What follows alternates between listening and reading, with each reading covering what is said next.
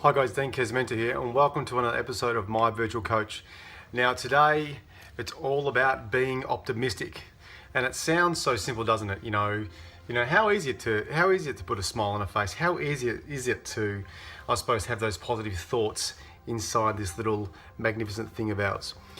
But if you look at some of the research and possibly if you do some form of self-reflection, and you were to start to analyze your thinking, it'd be interesting to see the balance between, I suppose, positive, productive, and optimistic thoughts versus negative, self-defeating, unproductive thoughts. And I suppose the whole idea about what I'm going to share with you today, obviously with my coaches, my virtual coach, is all about giving you some practical tools that you can use. And this is one tool that I'm going to be able to show you right now that's going to assist you in learning to be optimistic, so you can almost always be that glass half full. So I need to acknowledge source when source needs to be acknowledged. So Martin Seligman is, I suppose, a real enormous contributor in the space of positive psychology, and I've sort of borrowed this from him. And the reason why I've borrowed this from him was something that my mentor shared with me many years ago, and something that I've applied to myself on a regular basis. And it's really simple, which is really cool. So as you can see, if you can see that there, today it's all about learning to be optimistic. And let me just run through it with you first. The value and the intent of being able to do this process, especially with a lot of repetition over time, basically means that anything that sort of sets you off, that creates a trigger, we call it like an activating event, you'll begin to, I suppose, almost wash away the trigger through a process of time. So what used to, I suppose, lead you to frustration, anger, sadness, fear, or whatever, you'll find that you'll have a significantly easier internal way of being able to control your state, which is really valuable, and stay in a peak, I suppose, performing state in all parts of our life. So let me just quickly run through this with you. So here what we have what's called, so we've got an acronym here. We've got B, C, D, and E. A, what we're going to look at firstly is what's called an activating event. Okay. B is tied into beliefs, and that'll make sense very shortly. C is looking at consequences, and D is dispute, if you can see that, and E is energize. So how can we use this weird little framework here that's going to assist us to learning to be optimistic? Really simple. Firstly, okay, just bear with me here. Firstly, we get what's called an activating event, okay? And that could be positive or negative, but obviously in the context of optimism, let's frame back in the negative, and let's say it's a negative event. It could be, I don't know, your boss yells at you, right? That could be an activating event, okay? And then what then happens? You get a consequence, okay? So you get a consequence. So you go from the activating event, okay, straight down to a consequence. So you might feel insecure. You may start to feel a certain level of angst or fear or worry, okay? Then what happens even before that is probably one of the most important things, and the reason why I've skipped it. We want to start thinking about our belief when we have an activating event, okay? Because what happens is, if we don't start assessing, and belief here is all to do with self-reflection.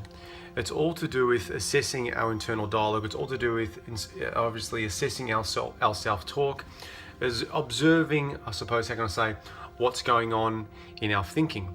And what we want to do, this is the important thing. What we want to do is assess it, right? Looking at this step here, okay? Then, by the very nature of assessing, okay, what we can start to do, right, is start to look at ways to dispute it, okay?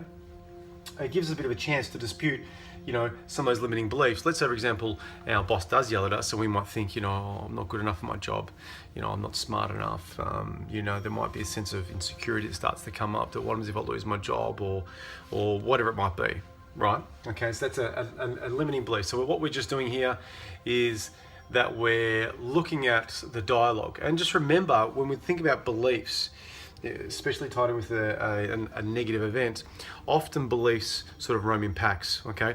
So what can we do? How can we avoid a negative consequence? Okay, and here's where the next step comes in. What we want to do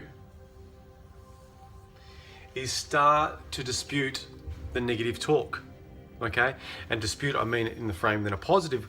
So what we want to start to do, we use the word called reframing. Okay, you would have heard of reframing. Everything's a reframe.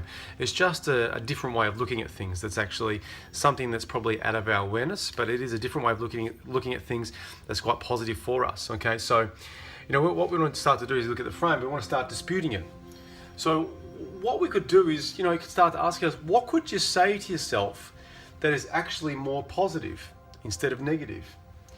What could you say to yourself that's actually more positive and negative? One thing that I like to do, really simple question, is what can you learn? Straight away, literally, what can you learn? And you write it down.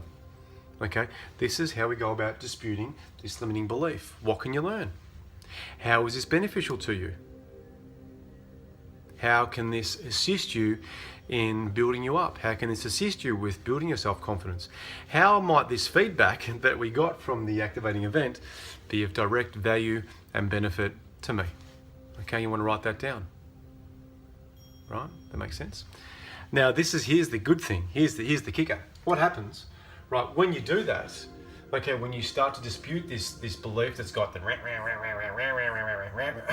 all this stuff that just goes around and around and around in circles, okay, what we can do by disputing it, okay, by thinking about, I'll put a little smiley face here, some beautiful positive learnings for yourself, okay, is we actually eliminate the potential or potentiality of experiencing a negative state, which is really good, or experiencing negative consequences, okay, inside our body, inside our physiology, if you like. And as a result of that, big smile on the face, we can then go about asking ourselves, by me coming up with these new learnings, with these new insights, how is that, what you'll start to notice is a new learning. No longer does your boss sit you off when he yells at you, okay? And it's quite empowering, it's quite motivating, it's quite inspiring. All of a sudden you feel more focused, more in charge. And what you want to start to do is really start to energize that and really focus on it. And actually, one of the most important things is reward and recognize the fact that you've gone through this process. Okay, yes, it is conscious to start off with. Yes, it's going to take practice, of course, just like anything else that's worth having, that's worth practicing. Okay, so guys, this is such a simple tool, such a simple process. What I recommend to you is actually write this down. Okay, if I get the time, or I make the time, I'll actually put a little bit of probably a PDF spreadsheet for you on the website.